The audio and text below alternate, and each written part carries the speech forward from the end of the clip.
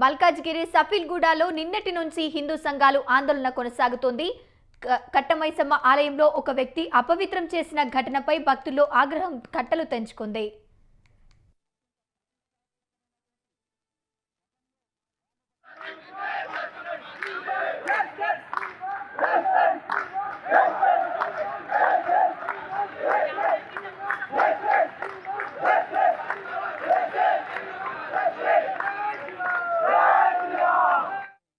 మల్కాజ్గిరి సఫీల్గూడలో నిన్నటి నుంచి హిందూ సంఘాల ఆందోళన కొనసాగుతోంది.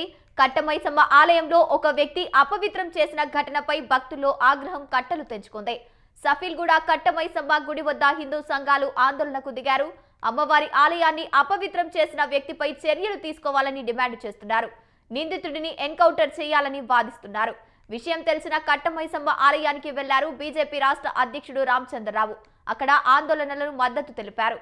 హిందూ దేవాలయాలపై దాడులు సహించేదే లేదని, నిందితుడిని కఠినంగా శిక్షించాలని డిమాండ్ చేశారు.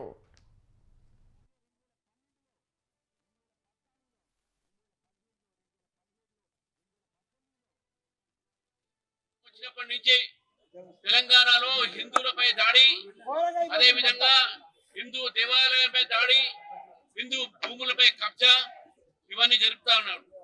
నిజంగా మన స్పష్టంగా ఈ యొక్క గుడి ముందు సీసీటీవీలో 8:30 గంటలకి ఇద్దరు వచ్చి ఈ మలమూత్రం చేసి టోపీ వేసుకొని వాళ్ళ బట్టలు ఉతుక్కొని వాళ్ళ ఒంటిని ఉడుక్కొని దేవి మెయిన్ రోడ్ మీద అటువంటి ధైర్యం ఉంది అంటే, ఆ ధైర్యంగా చేశాడంటే అది మామూలు సంఘటన కింద తీసుకోవద్దు.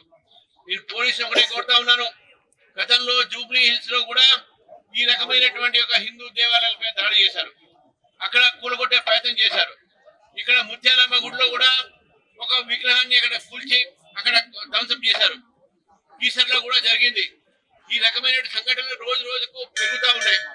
కాంగ్రెస్ పార్టీ ప్రభుత్వం వచ్చినప్పటి నుంచి హిందూ దేవాలయ పైన, హిందువుల మనోభావాల పైన దాడి జరుగుతా ఉన్నది.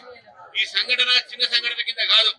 ఇది కేవలం ఒక ఆర్గనైజ్డ్ గా ఒక పథకం ప్రకారము ఈ సంఘటనలు జరుగుతా ఉన్నాయి.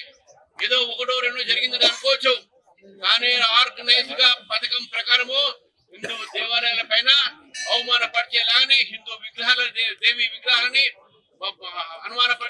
అవమానపరిచేటటువంటి దీంట్లో అనుమానాస్పదమైనటువంటి ఒక వ్యక్తి అతను కూడా ఈ రోజు ప్రభుత్వం ద్వారా అరెస్ట్ చేయించాల్సిన అవసరం కూడా ఉన్నది. జరిగిన సంఘటనలో వీళ్ళని సీరియస్ గా శిక్ష ఇచ్చినట్టు లేకుంటే అతన్ని అడుగుతా ఉన్నాను, పోలీసులు మనం అరెస్ట్ చేసే అవసరమే ఉంది. తీసుకుని ఎన్కౌంటర్ చేయడమే వాళ్ళకి ఒకటే మార్గం.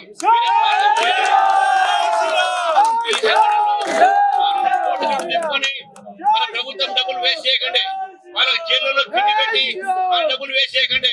ఇటువంటి సంఘటన జరిగితే మీరు పోలీసులు కోరుతా ఉన్నారు. మీరు మానవ హక్కుల్ని బాగా రక్షించేవాడిని, కానీ ఇటువంటి వ్యక్తులని ఎన్కౌంటర్ మాత్రమే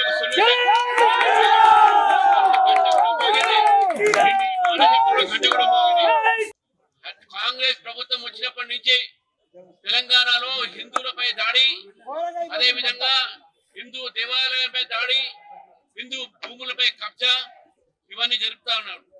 నిజంగా మన స్పష్టంగా ఈ యొక్క గుడి ముందు సీసీటీవీలో 8:30 గంటలకి